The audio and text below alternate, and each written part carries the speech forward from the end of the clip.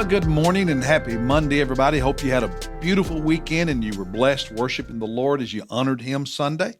Today, we are in Numbers chapter 12, and you'll remember last Thursday when we looked at Numbers chapter 11 and the rabble that was greedy and started complaining, and it became contagious and spread to the Hebrew people, and they all complained to God and Moses about the lack of meat and all of that, and God punished, judged them. And we said that negativity and complaining and all that stuff can spread like gangrene. Well, in Numbers chapter 12, it did. It spread to Miriam and to Aaron. Aaron the high priest. Aaron and Miriam. Moses, brother and sister. And notice what it says in chapter 12, verses 1 and 2. Then Miriam and Aaron spoke against Moses, started complaining about Moses because of the Cushite woman whom he had married, for he had married a Cushite woman. Now, Cushite, that means, it's in Africa, either Ethiopia, Sudan, overlapping those areas of what today we would call Ethiopia and Sudan, meaning a black woman. Now, does that mean that his first wife, Zipporah, the daughter of the priest of Midian, died? Maybe. We're not told. We don't know, so all we can do is speculate. Some have speculated that this is another way of referring to Zipporah. We just don't know. But being a Cushite means even a Midianite. She was Arab, so to speak, and she part of because Midian is in Saudi Arabia. Near Cushite, and I'm always intrigued by this for people. I haven't heard this in years, but early in ministry I did. I even got confronted a few times when I did interracial marriages as a minister. Blacks and whites shouldn't marry. Well, tell that to Moses. Anyway, getting sidetracked here. Miriam and Aaron complaining against Moses. And here's their complaint in verse 2. And they said, "Has the Lord indeed spoken only through Moses? Has he not spoken through us as well?" And the Lord heard it. Talk about jealousy, pride, self-centeredness. Why is Moses getting all the credit, all the glory? Why is Moses always the leader? What about us? Aaron was the high priest. Miriam was his sister. She had led in songs of worship previously. But jealous of Moses. What is our motivation? What is your motivation for serving Jesus? For wanting a position? Because your motivation matters. And how do you react when God chooses someone other than you to do something? How do you react when God gifts someone in a way different than you, or even with greater gifts that gain public acclaim? Maybe gifts you wish you had.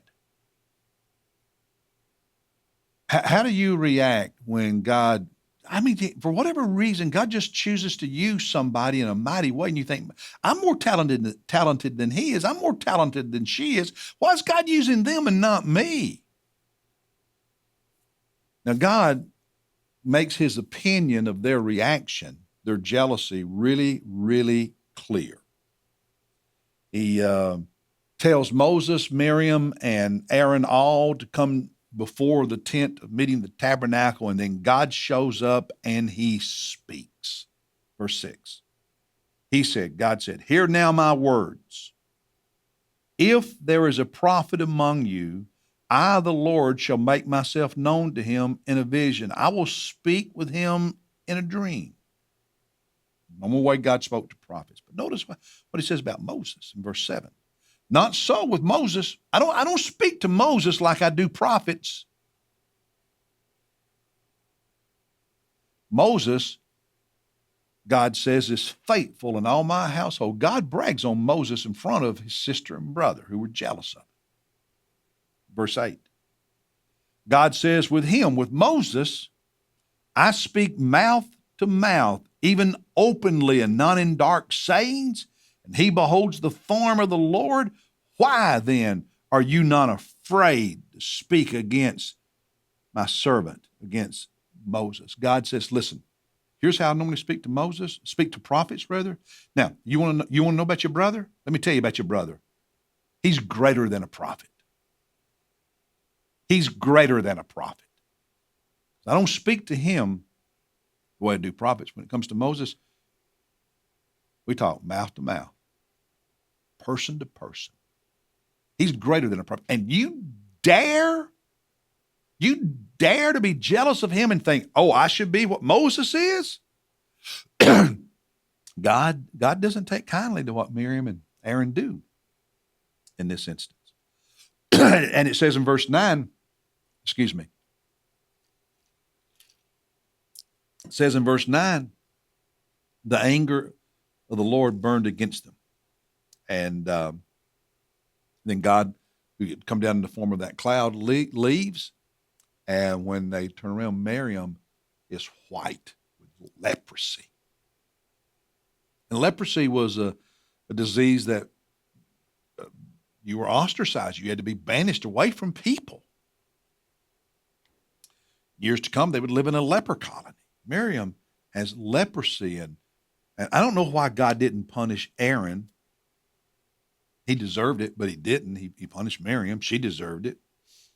But in any case, Moses prays, and God's response is, I'm going to heal Miriam, but not right now. And so for 7 days, Miriam had to live alone outside the camp away from everybody. And then after 7 days, she was healed. Leprosy vanished. Now, the people loved her because they waited for her to be healed before they continued their journey. But the discipline of God was very visible. The truth is, you and I choose whether or not we're going to obey God. We choose whether or not we are going to serve God. But God is the one who chooses how he gifts us. God is the one who chooses whether or not he calls us into vocational ministry. God is the one who chooses all of that. Yes, we develop, polish our gifts. We refine them and get better at using them, but God's the one who gives us gifts. We don't create them. We don't give them to ourselves. And if God calls one to be this and another to be that, if God gifts one with this and gifts another with that, that's God's doing. Don't you dare be jealous because God gifts somebody in a way he doesn't gift you, or God calls someone to something that he doesn't call you. Now, we're all human. I'm human. I've been there. We all can be jealous. But there's no reason for us to be jealous of what God is doing, because we're all part of his kingdom. We're all part of his family. And as Paul in the New Testament says, we're part of the body, and some are a finger, some are eyes, some are feet, some are hands. Some are more visible and public than others. Maybe some even more essential than others. Okay? I'd rather lose one of my fingers than my eye. Just saying. But each and every one make the body better, because I don't want to lose any of the parts of the body. There's a lesson for us to search our soul and heart when we start getting jealous of other people. Think, man, I wish I had that job. I wish I had that position. I wish I had that skill. I wish I had that talent.